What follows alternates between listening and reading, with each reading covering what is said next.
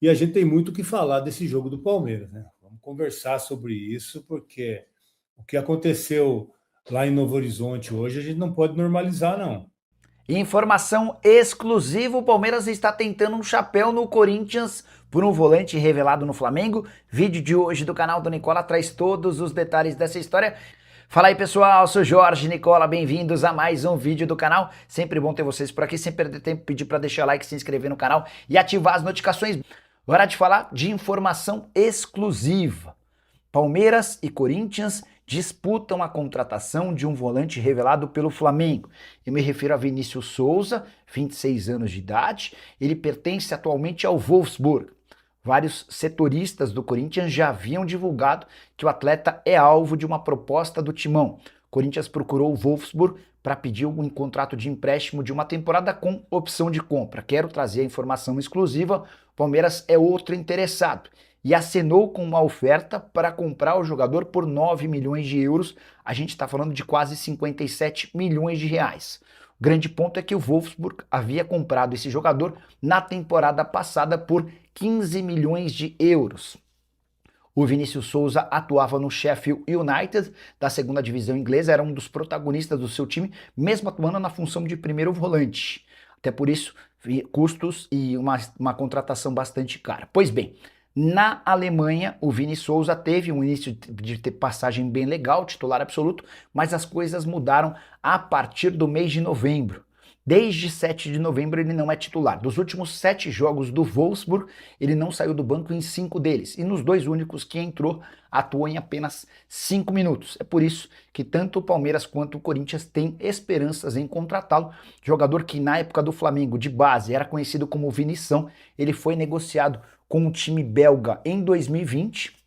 Passou por outra equipe belga antes de se mudar para o futebol inglês. Ah, só para lembrar, Corinthians e Palmeiras buscam um primeiro volante mais marcador, aquele de proteção no sistema defensivo. Gostaria que você opinasse sobre Vini Souza, com a lembrança final de que esse jogador foi namorado de Anitta entre o fim do ano de 2024 e início de 2025.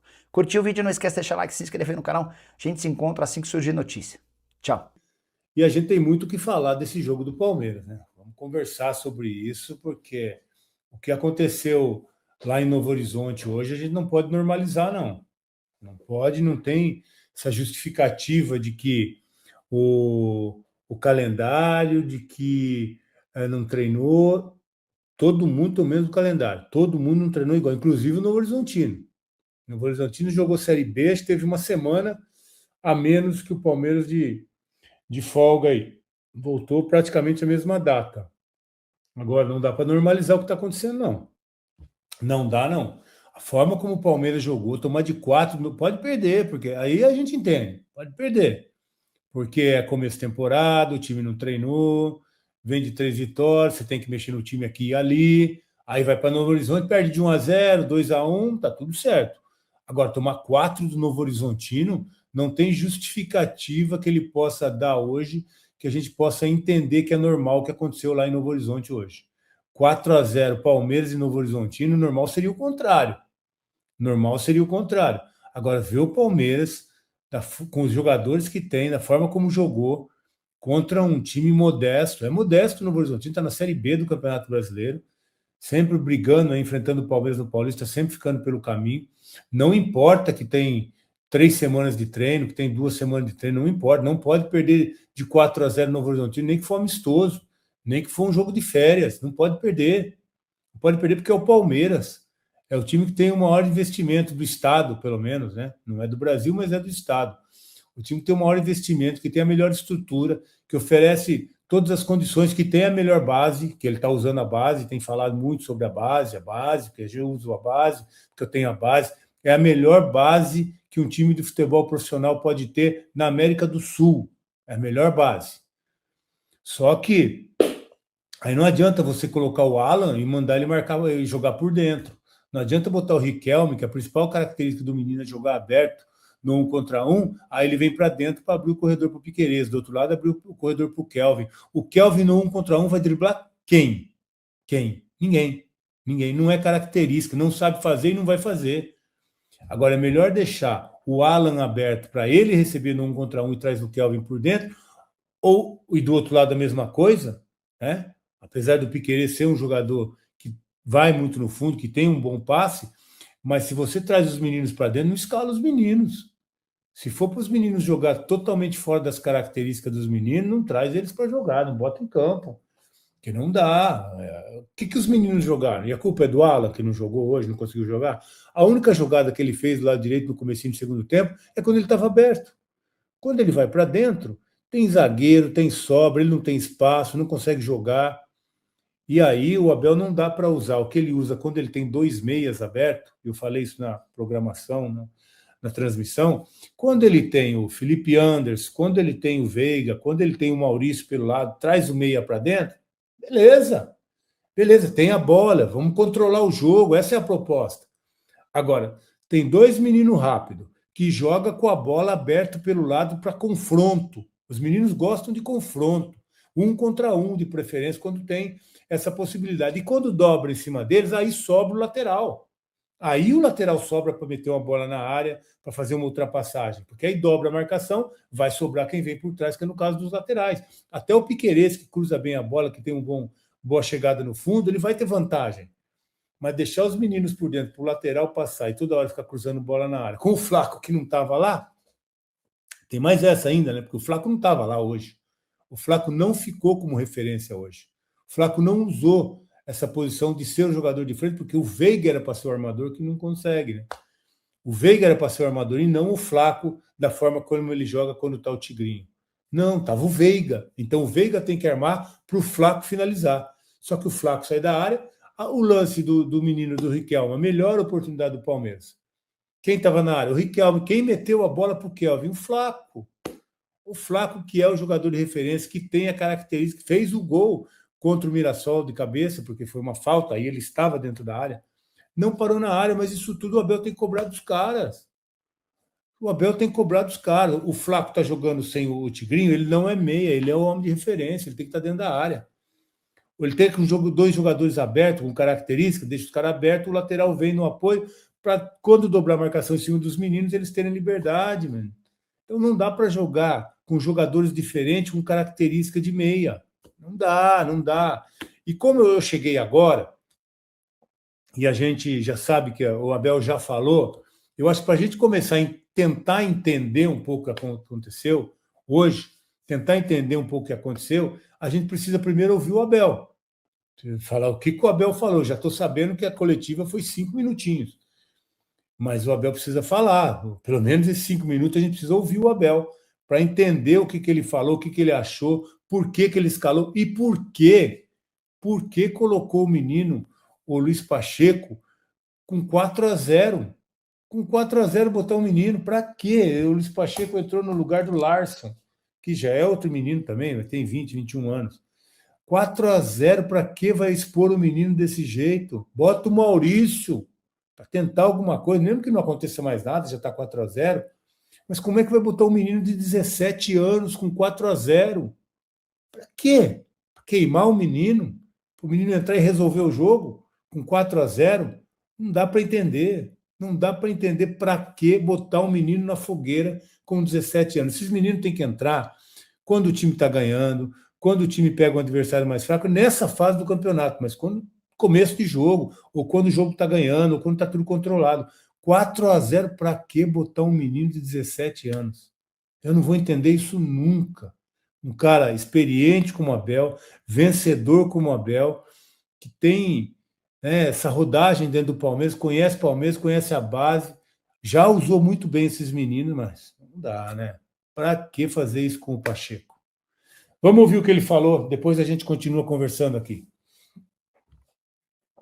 De quarta divisão, no Horizontino é um time de segunda divisão, mas ainda assim há uma diferença muito grande também. A que se atribui essa diferença tão grande que se viu no campo das duas equipes? Olha, eu não te posso mentir que é um golpe duro, mas vou-te dizer com toda a frontalidade que quando somos uma equipa competitiva, podemos ganhar com qualquer equipa do mundo. Quando não somos uma equipa competitiva, podemos perder com qualquer equipa do mundo. Foi isso que aconteceu hoje. Não fomos competitivos Espero que possamos errar tudo neste tipo de jogos.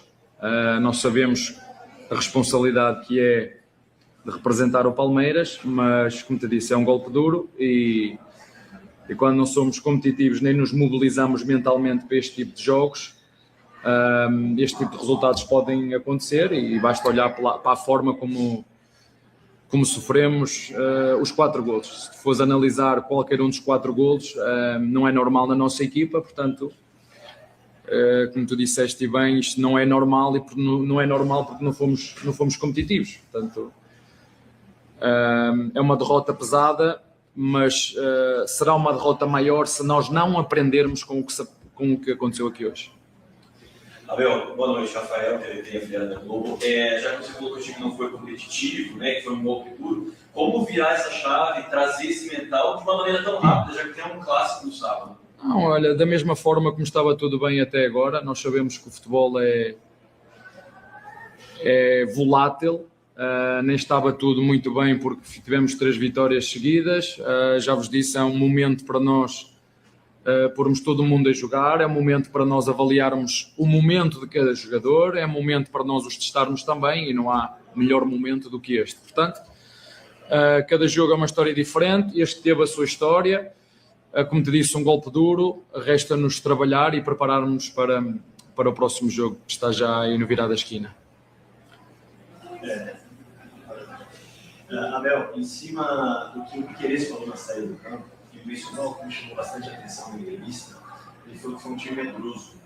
E eu me lembro que você mencionou na entrevista coletiva, depois da final da Copa Libertadores da América, que, se eu estiver errado, me corrija, foi um time que faltou coragem, faltou mais ali casca também para conseguir dar tudo que o jogo pedia.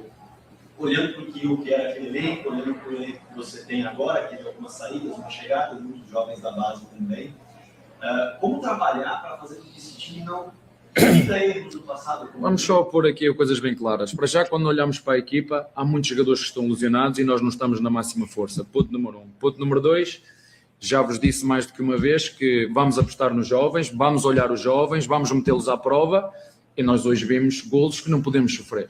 A responsabilidade de representar... Verdade. Isso é verdade. 2 gols. Que é apostar na base. Mas a base nunca foi um problema, nem será um problema, será uma solução. Eu, como treinador, sei o que estou a fazer. Sabemos que em função dos lesionados que nós temos, por exemplo, no meio campo, não tenho outra forma a não...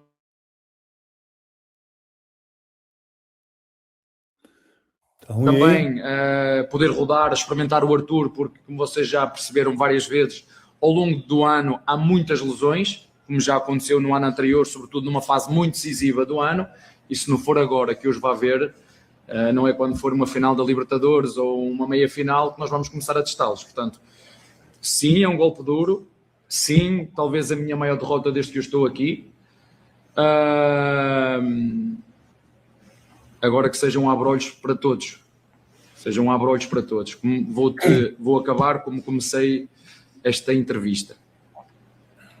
Quando somos uma equipa competitiva, estamos preparados para ganhar a qualquer equipa do mundo. Quando somos uma equipa que não compete, como foi hoje, nem se mobiliza mentalmente, podemos perder contra uma equipa nem que seja da 5ª divisão, que foi o que aconteceu hoje. Está bem? Entrevista curtíssima do Abel para falar que o time realmente não jogou bem, o time não competiu, né? Por isso que é mais vexatório ainda ver como o Palmeiras encarou esse confronto contra o Novo Horizontino. O Palmeiras jogou no final de semana, ganhou o jogo, aí vem para uma partida que é véspera aí de um clássico e joga da forma como jogou, sem estar concentrado, sem estar... Mas as lesões que o Abel fala não justificam também, não justificam, porque como ele está revezando o time, e eu até entendo isso, não gosto, mas nesse momento eu entendo, porque é começo de temporada e não deu tempo de fazer a pré-temporada, ele realmente tem que revezar o time.